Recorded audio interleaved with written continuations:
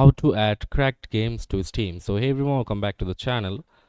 So for adding cracked games to Steam, you have to make sure your cracked game is already installed and working properly on your PC, and the common formats are setup.exe, game folder or portable version.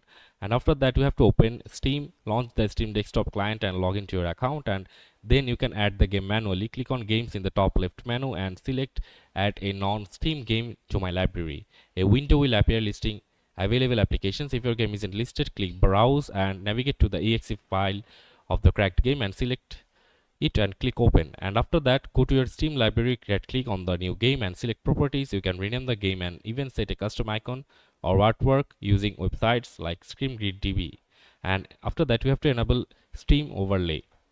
So what you can't do, you can play online multiple player through Steam servers. You can't get Steam achievements or cloud saves. You can't use Steam workspace features. So keep cracked games outside Steam installation folder to avoid conflicts. Use custom launch options if needed.